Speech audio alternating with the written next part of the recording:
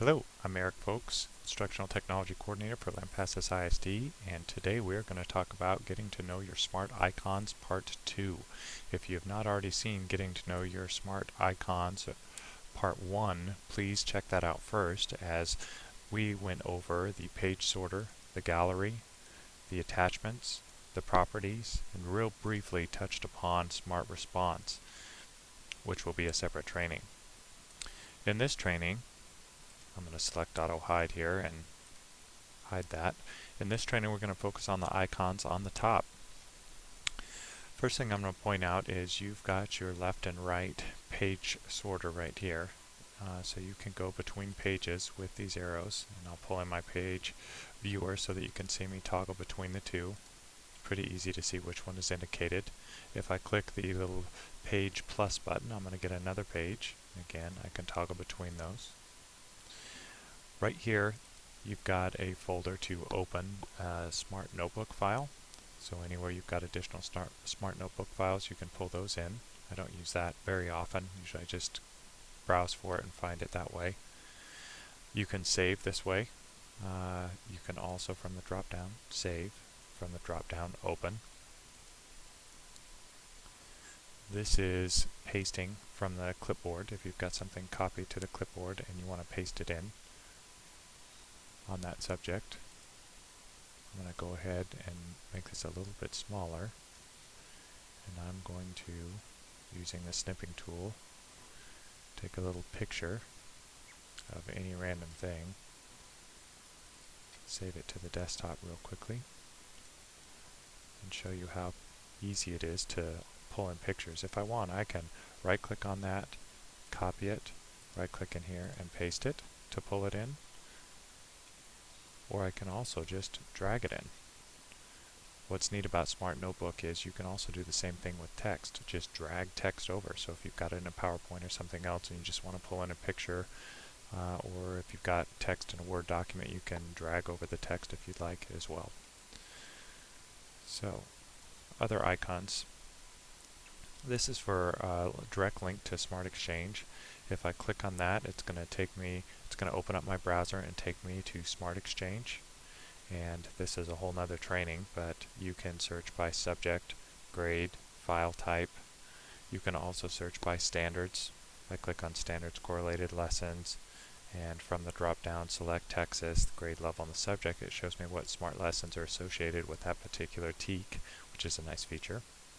I'm going to minimize that and go back to Smart Notebook here.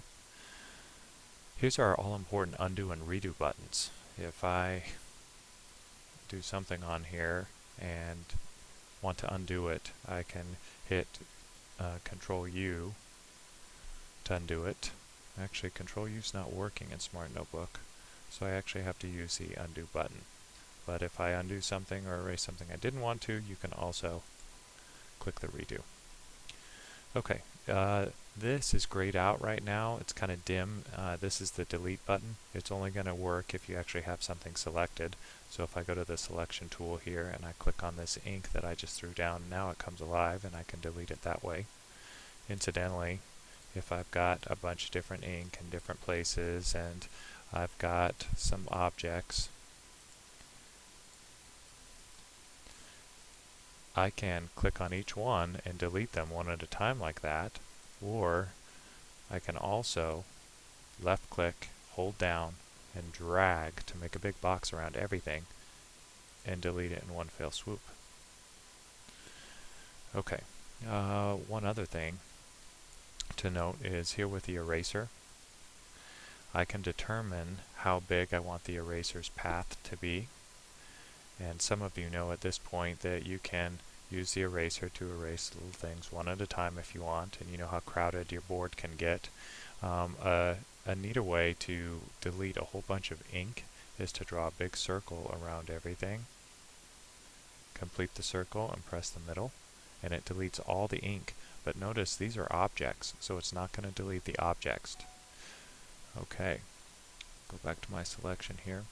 Okay, this is the screen shade, and the screen shade is kind of neat in that you can go top to bottom like most people do, but you can also go from right to left or left to right.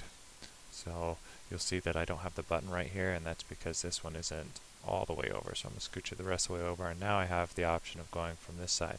But notice if I pull from the left and go to the right, I can't also pull from the right and squeeze it in and make it narrow altogether. But I can go top to bottom. So you have some flexibility with this screen shade. There are other tools like the spotlighting tool we'll cover in other trainings that give you even more options. Okay, so there's our screen shade. This is the all-important full screen. Right now we see all of our toolbars, and this is great for actually working and building lessons for you or your students, or presentations for that matter, but oftentimes you want to go full screen so that you can actually present to other people and minimize all those distractions with the toolbars, get more of a viewable space, make it easier to see. Notice when I went to full screen, I get this little toolbar right here so that I can navigate between pages very easily. If I have smart response or clickers, I can pull in instant questions and things like that. And from the drop down, it gives me some shortcuts to different toolbars, though I don't actually see the icons. I do have some of those options available to me, which is kind of nice. And then I can exit the full screen to pull in my toolbars again. Okay. Alright, so that's the full screen. This is another really neat feature, the transparent background. The transparent background is going to make it look as if everything that you've got in Smart Notebook is actually on your desktop. Notice this big massive toolbar that comes in here. I've got a little bit of math tools. I've got my screen capture toolbar. There are a few different things here that you should already be somewhat familiar with. We've covered those. We'll cover this one in depth here in a second. Some smart response stuff. The one you really need to know is, how do I get out of transparent? Well, if I click on this, I'll exit the transparent mode.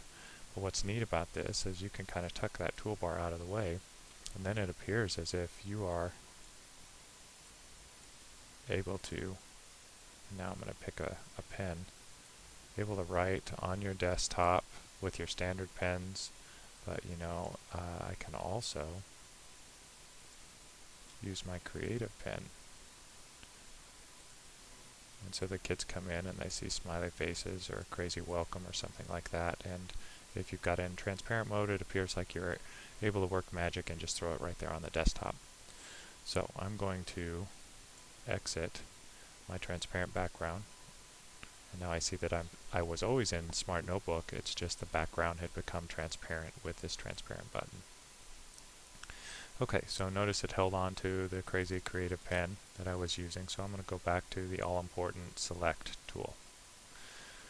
Alright, now you also have a dual page or a single page display. Now the dual page, we'll show you 2 pages at a time. What's neat about the dual page is you can drag by left clicking on an object, holding it down and dragging it to the next page from one page to another. So we see both pages here. Now I can toggle between pages as well, and those pages are going to change. Now in our advanced training, there is a way when you customize, actually I'll show it to you right now. If I go to View, Customize Toolbar, and I pull in this pin page feature by left clicking on it and dragging it up here to wherever I want, letting go, I see it there, so now I'm going to say I'm done. If I pin a page in place, then when I toggle between other pages, that one page is going to stay in place. So this is really neat. Let's say the page that you pinned has a whole bunch of different instructions, reference materials, activities, lines, labels, whatever the case may be. Anything that you put on here, they can apply that to a new page worth of content. So the instructions and reference materials and tools for showing the learning will stay in place, but the pages will change. Now you combine that with one other tool that I shouldn't be showing you in a training this early, but I will anyway because it's so neat. From the drop down on any object, you have the ability to clone it once, make an exact copy. Select my object here, but you also have the ability to infinitely clone it. so that let's say we've got our lines or labels on this pinned page right here, and we want them to put a box around a prepositional phrase or underline something. When we do the infinite cloner, every time we left click on it and drag it over, it just makes an exact copy, so that we don't have to worry about dragging this one back over into position, so that when we switch pages, they have that at their disposal again. So that again is the pin page, which you pull in through the View Customize toolbar, and then from the drop down, the infinite cloner. Pretty neat stuff. So I'm going to unpin that page, and I'm going to go back to single page, and there's my heart. Okay, this is one of my favorite tools, the screen capture. And when we click on this actual camera, we get a separate little series of capture tools available to us. There's the area capture, where we can actually draw a box around something and capture it. So let's get this messy so I can show you the area capture. So I'm going to left click on it, and you see the little crosshair I'm getting? As soon as I get the crosshair, that means the next point of contact on the board is going to be when the capture starts. So I left click right where I want to, and I hold it down, and you see the box that forms. I hold it down, and when I let go, it's going to capture whatever is inside that box. And in this case, it captures it to a new page. Now, got a little funky there with the lines. Normally that doesn't happen. Let's try one more time. Yeah. Computers have brain farts too. Okay, so that's the capture, and notice it's capturing it to a new page each time I do that. Now, this one gives you the ability to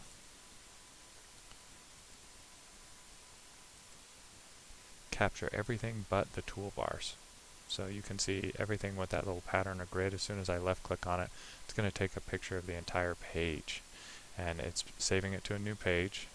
And I'm going to scroll down here a little bit.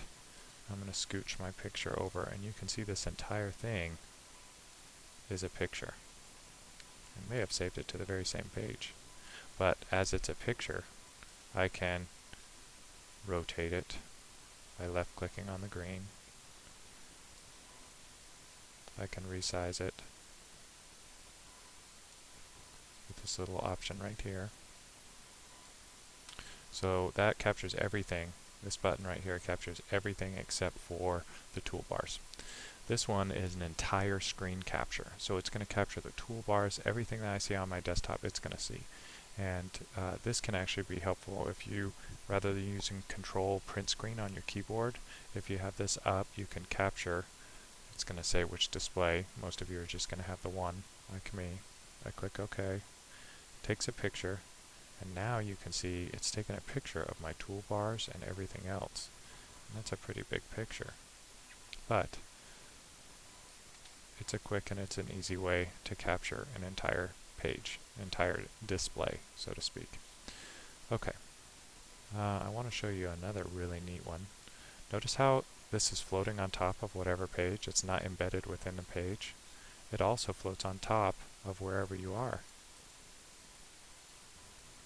I'm trying to move this thing around for you. So let's say I want to leave this up here and I want to go to the internet. I can take an area capture of anything that I see on the internet. Could be a combination of text and images. When I let go, it captures it, and now I've got it in Notebook, so I can do anything that I want with it. I like the fact that it floats on top of anything, because it really doesn't matter where you are. Let's say you are in a Word document. And some of you may love the Word documents like I did. I still do to some degree, but when you pull up a Word document and you pick a pen off of your pen tray and you start trying to write over the pen, you start trying to write, the ink aware settings, which is a different training, will actually embed that ink right into your Word document. And you'll be thinking, oh, well now, you know, my Word document is getting messed up, and it can get a little troublesome.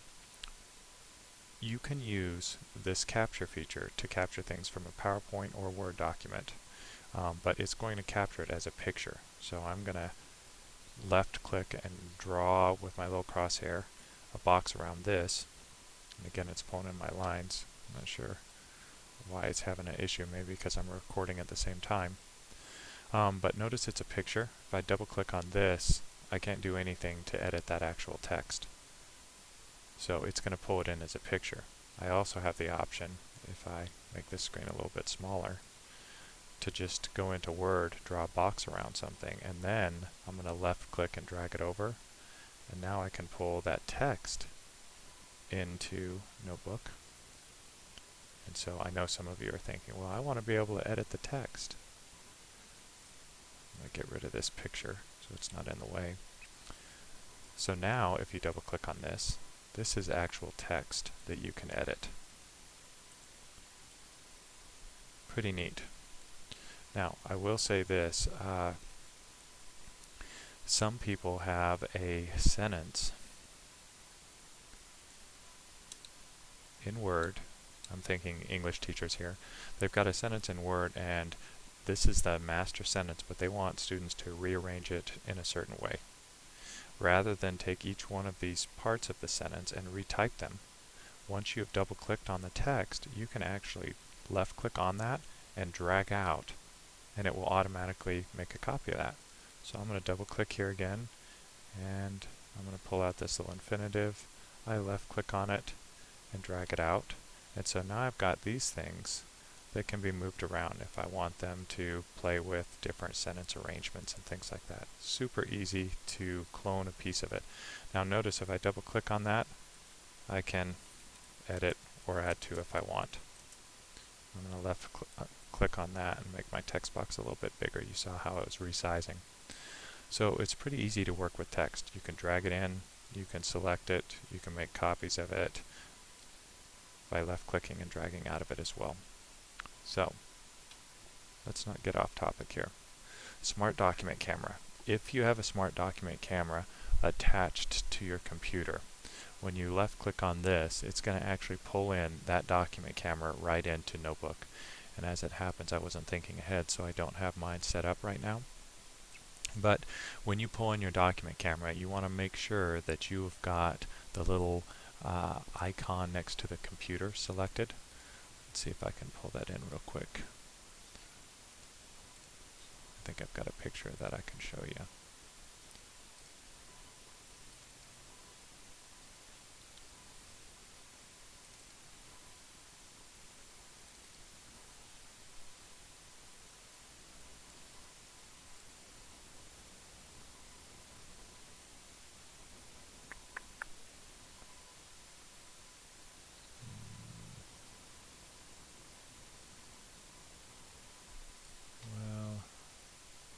Got that picture, but that's not the one that we're looking for.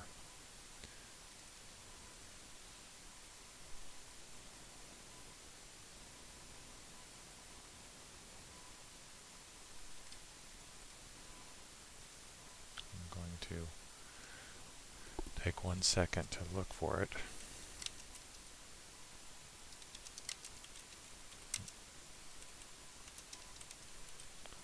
And avoid trying to get too distracted here.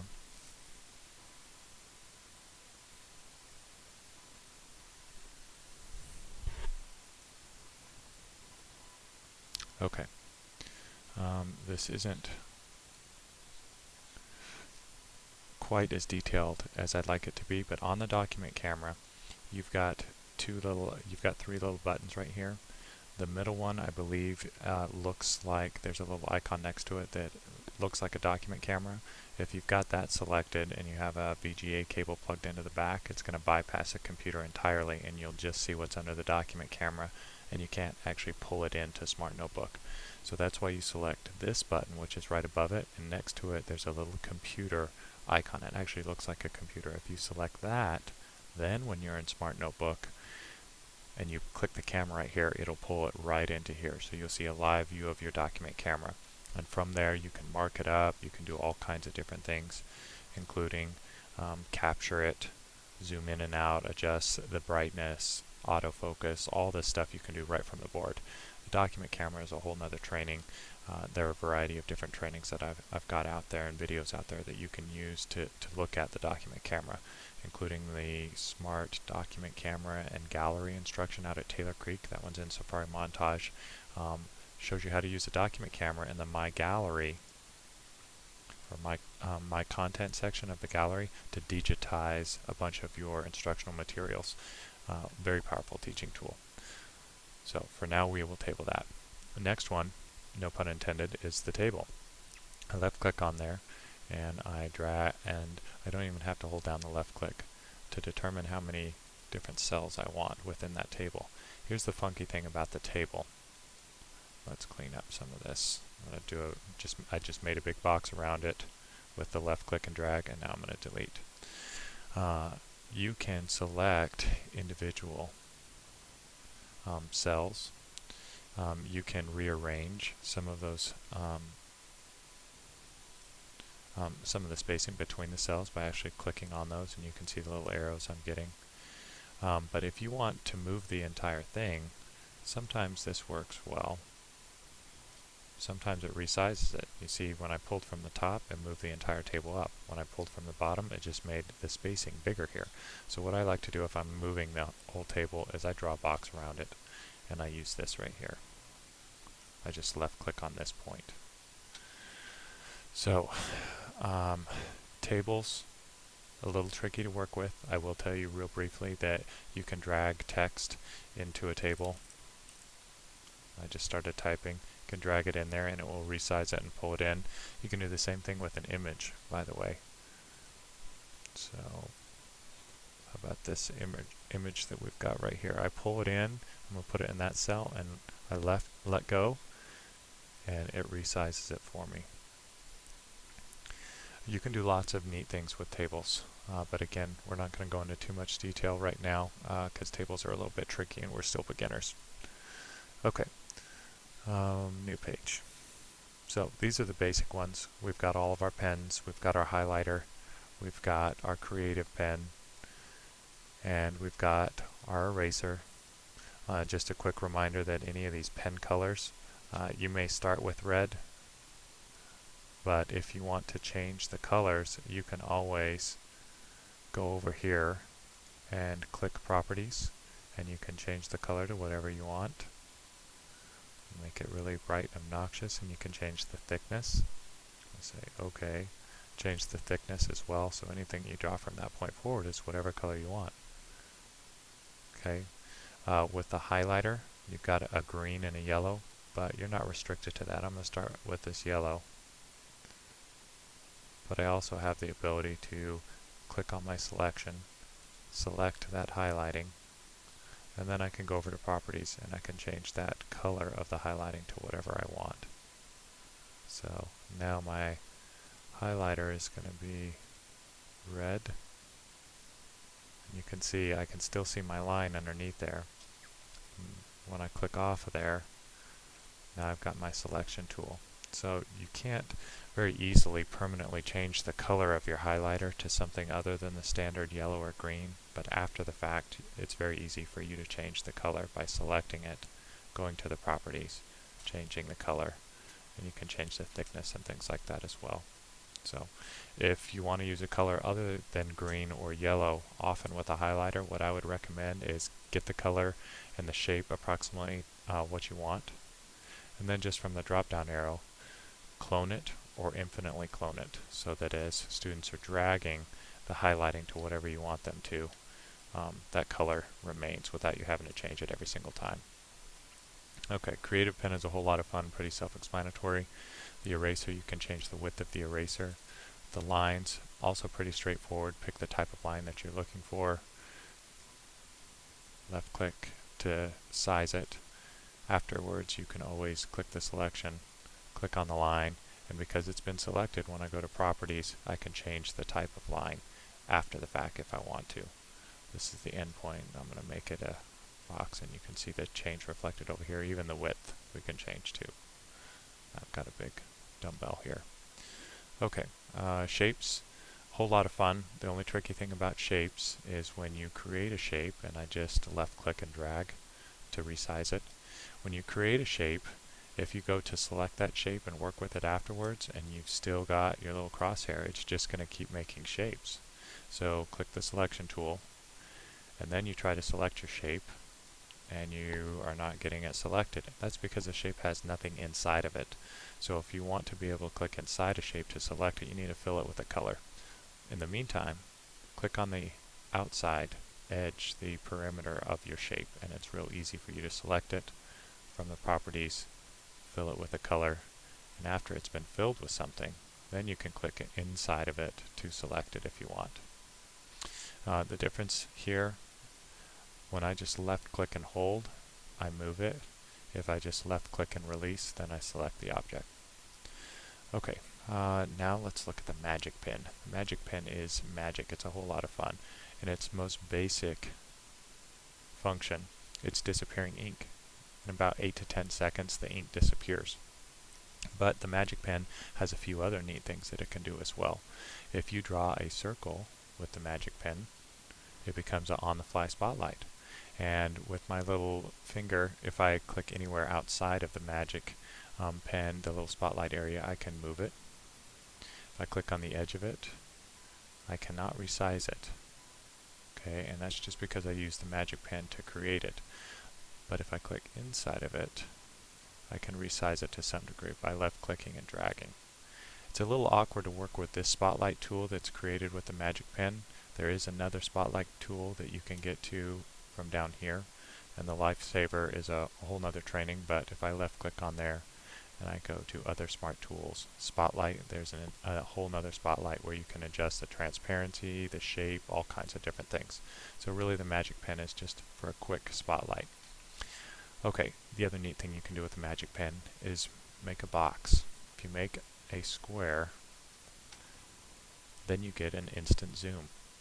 And with this, you can move around, and I'm left clicking and dragging to move my focal point so that you can focus kids on a particular word, shape, area of a picture, detail in a setting, whatever the case may be. So it's a lot of fun. And again, I can resize it a little bit by left clicking and manipulating, left clicking and holding down inside of it. And that's the only way you can get the zoom, by the way, is with that magic pen. Okay, these other basics are up here. Here's a fill color, so if I click my selection tool, click that, and I choose to fill it, then all it does is it brings up the properties and my fill options over here. So I could do the same thing if I wanted to, just by clicking the selection, selecting the object, and going to properties. So when I click this, it's just giving me the straight fill option, so I'm going to fill it with yellow. And I click on this and it fills each object with yellow. So if you've got multiple objects, this can be a quick and convenient way to do it. Okay, so this is the type of font if you're actually typing and working with it, so you can change that up a little bit. The pin page option is grayed out right now because I'm in single page mode. So if I go to dual page, like we just talked about, now I can pin a particular page. This comes alive here because we're in dual page mode. So I'm going to go back to single. Here's a shortcut to our properties, shortcut to some of the math tools, the limited math tools that come with Smart Notebook. These aren't that separate fancy math tools that you have to purchase. These are just the basic ones that come with it. Another important thing to point out here that's available on both the vertical toolbar and the horizontal, you can change, say you teach from the right hand side of the board, or you or your students have difficulty reaching all of the icons on the very top, you can move the toolbars down, up, and left to right with this little side-to-side arrow. Okay, that's all for today. Thank you very much for learning more about SMART, and if you have any questions, I'd be glad to answer them. Thank you.